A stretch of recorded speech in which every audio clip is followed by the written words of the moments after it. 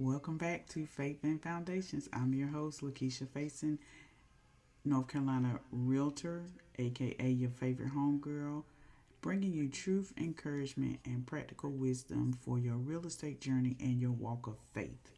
So, today's episode, I know I've been away for a while, but I really felt I needed to bring this episode today. So, can I tell you the title of this today's episode? When it all falls apart. What do you do when it all falls apart? So today I want to encourage those that have went in contract and then right at the end it just seemed to fall apart. This is an emotional roller coaster. The whole real estate journey is an emotional roller coaster, especially for first time home buyers. So you think we're under contract and then it unexpectedly falls apart. So I want to break down why contracts fall apart, just give you some advice to how to bounce back, and then just give you a little bit of encouragement. So, hey y'all, welcome back to Faith and Foundations. I'm your host, LaKesha Faison, North Carolina realtor, aka your favorite homegirl, bringing you truth, encouragement, and practical wisdom for your real estate journey and your walk of faith. So, today's episode, I know I've been away for a while, but I really felt I needed to bring this episode today. So, can I tell you the title of this today's episode? When it all falls apart. What do you do when it all falls apart? So, today I want to encourage those that have went in contract and then right at the end it just seemed to fall apart. This is an emotional roller coaster. The whole real estate journey is an emotional roller coaster, especially for first time home buyers. So you think we're under contract and then it unexpectedly falls apart. So I want to break down why contracts fall apart, just give you some advice to how to bounce back, and then just give you a little bit of encouragement. So failure sometimes, no. I just want to reassure you today that even though it feels like a failure, 99.9% of the time, it's always a setup for something better. So for you today, our scripture focus, everyone's favorite, Romans 8:28, and we know that all things work together for the good of those who love him and who have been called according to his purpose. Notice it does not say good things, it says all things. That means yes, that terminated contract can work together for your good.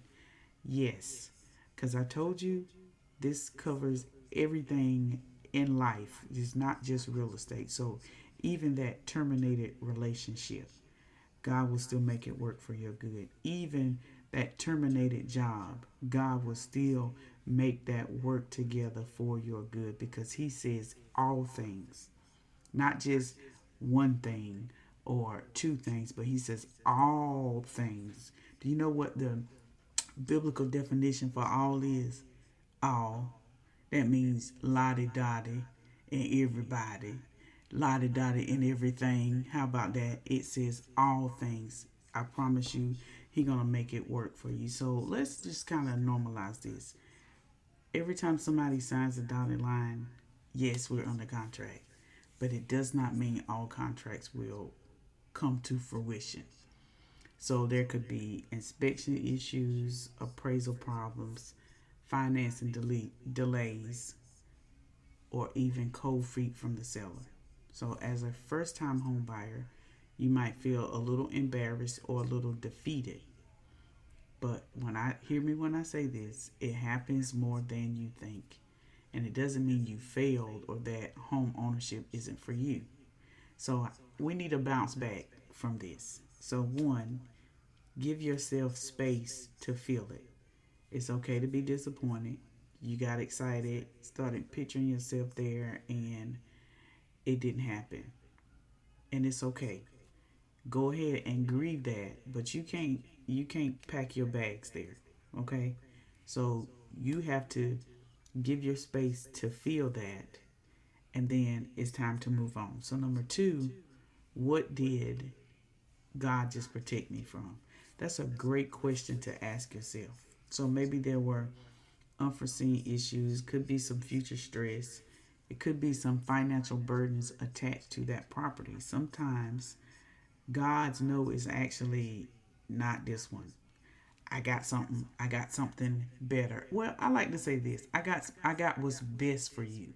It's a lot of times it's not that something is necessarily better, it's just that this is what's best for you, because we'll try to rate that, oh, better, best, good, better, best, whatever, but God knows what's best for you. So he could have just protected you from something.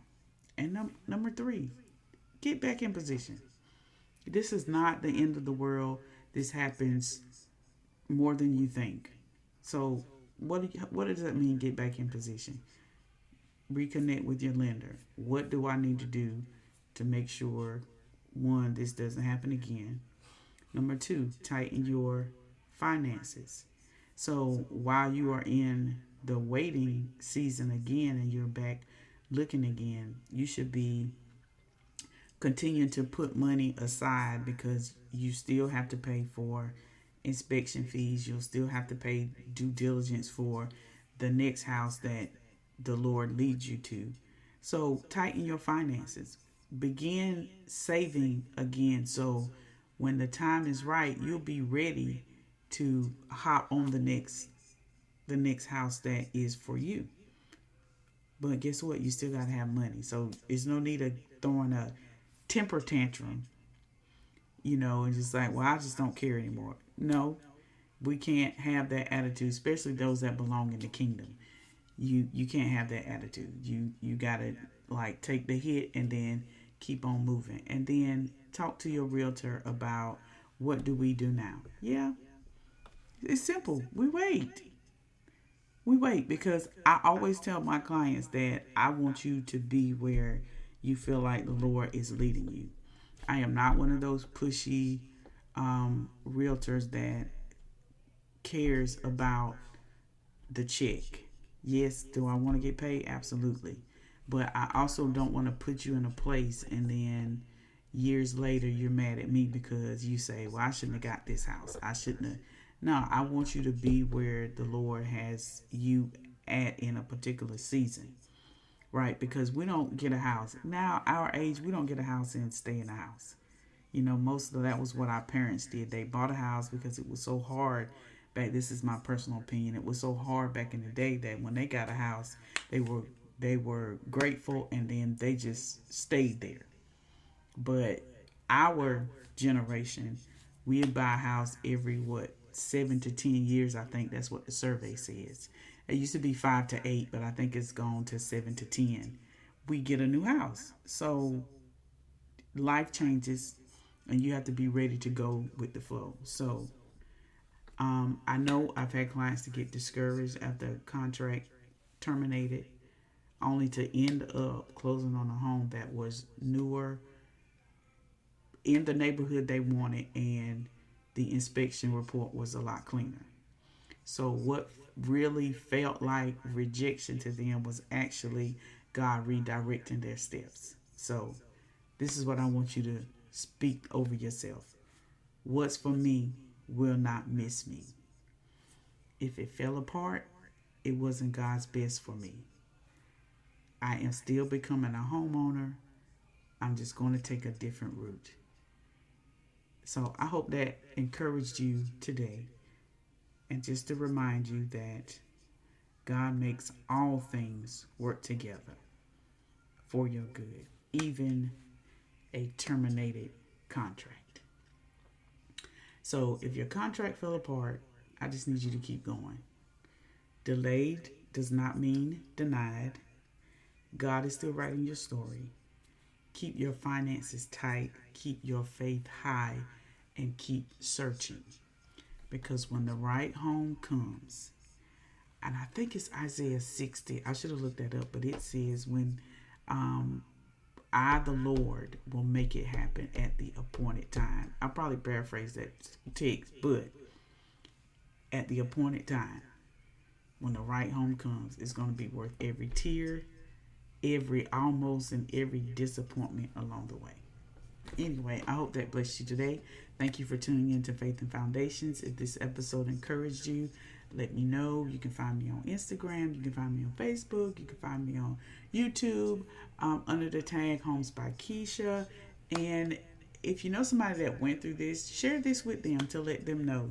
Keep believing and stay in position. And remember, God's best is worth the wait. Have a great day. Until next time, keep building on a solid foundation.